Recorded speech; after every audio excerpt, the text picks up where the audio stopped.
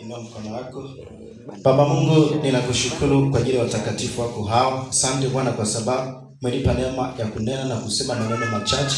Mungu, naomba uniongoze kunena ipasavyo. Nipe kutamka, nipe kunena kwa hekima, nikanene kwa maarifa, nikanene kwa kuongozwa na Roho wako Mtakatifu, nisinene kwa akili zangu, bali nikanene kutoka kwako. Na Baba, ninabariki kila mmoja aliyeko mahali hapa kwa utukufu wako. Amen. Bwana Yesu apewe sifa. Somo letu au jumbe wetu wa jioni ya leo ni kuitambua thamani iliyoko ndani yako. Bwana Yesu apewe sifa.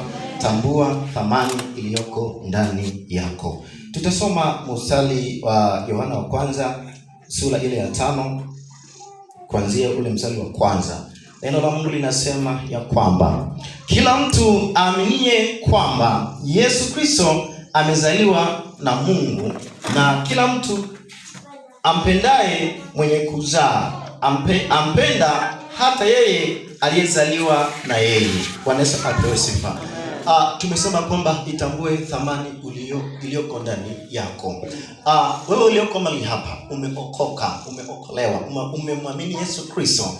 Katika jambo la kumwamini Yesu Kristo inamaanisha ya kwamba Yesu Kristo amekupa kitu cha thamani kilichoko ndani yako. Lakini pia tambua na ujue ya kwamba Yesu Kristo ametufanya sisi kuwa wana wa Mungu. Bwana Yesu apewe sifa. Kwa hiyo sisi hapa sasa tunapotembea, tunapokuwepo mahali hapa duniani ni wana wa Mungu. Kwa hiyo sasa ndani yetu tuna chembe za kuwa watoto wa Mungu. Bwana Yesu apewe sifa. Sasa kama ni watoto wa Mungu, tuko duniani lakini tuna uraia wa mbinguni. Kwa hiyo sasa tuko hapa duniani lakini ni raia wa mbinguni. Kwa hiyo sasa ni raia wa mbinguni. Tuko mahali hapa duniani kwa ajili ya mkakati maalum. Kwa hiyo sasa tunapotembea, tunapokuwa mahali hapa duniani, Mungu ameweka jambo la kutenda ndani yetu. Bwana Yesu apewe sifa. Kwa hiyo sasa Yesu yuko ndani yetu na tuna neema kuu ya kufanya vitu visivyowezekana kwa akili ya kibinadamu. Kwa hiyo sasa nimesema kwamba itambue thamani iliyoko ndani yako. Wewe ni mtu mkubwa, wewe ni mtoto wa Mungu, wewe ni mtakatifu, umefanyika kuwa mtakatifu katika Kristo Yesu. Bwana Yesu apewe sifa. Ndani yako una nguvu kubwa, ndani yako una uweza.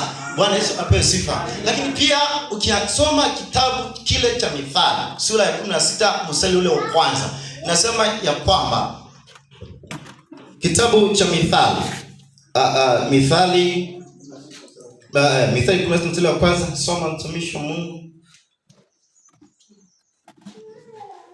Nasema ya kwamba Mithali 16 mstari ule wa kwanza, 16 mstari wa kwanza. Unasema ndio, maandalio ya moyo ni ya mwanadamu, bali jawabu la ulimi latoka kwa Bwana. Maandalio ya moyo ni ya mwanadamu, bali jawabu la ulimi hutoka kwa Bwana. Hebu soma tena 23 mstari wa 7.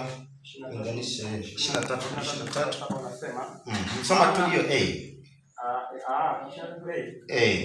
mstari wa 7. 23 mstari wa 7 inasema, maana aonavyo nafsini mwake ndivyo alivyo. Ishia tu hapa.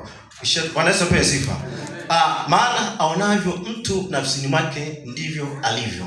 Lakini tumekutoka kwenye mstari wa 16 mstari wa kwanza, unasema ya kwamba maandalio ya moyo ni ya mwanadamu. Bwana Yesu apewe sifa. Sisi hapa tuna nguvu ndani yetu. Kwa sasa tunapotamka na kujitamkia mambo makubwa, ndivyo ambavyo Yesu Kristo anatembea na sisi kuyafanya yale ambayo tunayojipangia na kutamani kuyafanya. Tunaponyamaza, ile nguvu ya Yesu Kristo iliyoko ndani yetu haitafanya kazi. Bwana Yesu apewe sifa. Kwa sasa sisi kama watoto wa Mungu tulio na elementi za kimungu ndani yetu, tunatakiwa tujipangie, tuwe na mawazo makubwa, tuwe na maono makubwa, kwa sababu tunaponyamaza ni kwamba hatutafanya yale mapenzi ambayo Mungu ametuleta hapa duniani. Kwa sasa itambue thamani ulionayo, na kwamba wewe umeokoka, Yesu Kristo yuko ndani yako, wewe ni mwenye haki wa Bwana. Yesu Kristo anakupa neema ya kufanya kile ambacho kisichowezekana kwa akili ya kibinadamu. Maandalio ya moyo ni ya mwanadamu. Je, moyoni mwako upo hapa duniani? Upo duniani hapa kwa mkakati maalum. Bwana Yesu apewe sifa. Upo duniani hapa tu tupo duniani mahali hapa kwa mkakati maalum na kwa kusudi maalum. Kwa sasa anza kutambua ya kwamba kile kilichoko ndani mwako ambayo Yesu Kristo amekiweka unakifanyia kazi. Jione kwamba wewe ni mtu mkubwa. Amen. Andaa vitu vikubwa ili kusudi Mungu kazi yake anavidhibitisha. Kuna vitu vipi ambavyo umeviandaa ndani ya moyo wako ili kusudi Mungu avidhibitishe. Kwa sababu hapa tupo kwa kusudi na tupo kwa muda maalum. Kila mtu aliyeko mahali hapa ana muda wake wa kuishi hapa duniani, miaka 10, miaka 20 na kadhaa, jinsi ambavyo Mungu alivyokupangia. Lakini huo muda wako uliopewa umefungamanishwa na kusudi maalum. Bwana apewe sifa. Kwa sasa andaa vitu vikubwa, panga vitu vikubwa, litumike lile kusudi la Mungu ambalo ameweka ndani yako. Twende mstari Yohana Agano Jipya. Yohana 15 mstari ule wa 7.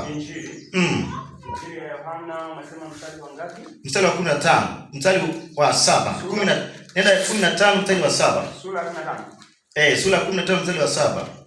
Yohana sura ya 15 mstari wa 7. Ndiyo. Anasema, ninyi mkikaa ndani yangu na maneno yangu yakikaa ndani yenu, ombeni mtakalo lolote nanyi mtatendewa. Amina. Ninyi mkikaa ndani yangu na maneno yangu yakikaa ndani yenu, ombeni mtakalo nanyi mtatendewa. Bwana apewe sifa.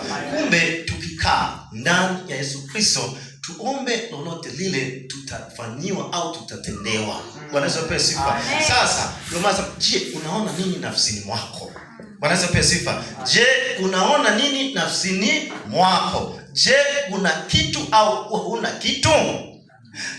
Kile ulichokiweka ndani ya moyo wako, ukikitamka na ukikiamini katika Yesu, Yesu anakidhibitisha. Bwana apewe sifa. Sasa sisi kama wana wa Mungu, kwa sababu unasema kwamba ninyi mkikaa ndani yangu na maneno yangu yakikaa ndani yenu, ombeni mtakalo lolote nanyi mtatendewa. Sasa Mungu anashindwa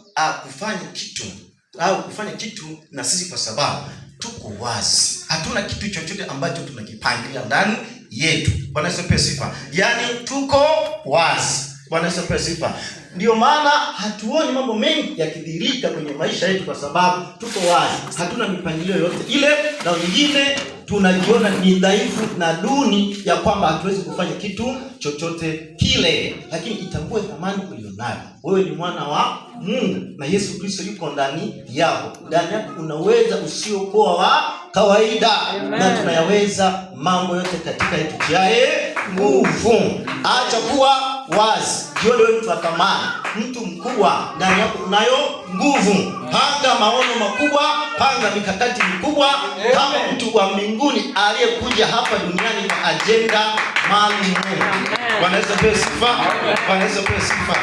Andaa vitu ambavyo vitampa Mungu utukufu. Bwana Yesu apewe sifa. Andaa mambo ambayo yatasababisha watu wanakuzunguka na kukuona waone kitu cha kitofauti hakika umefanya.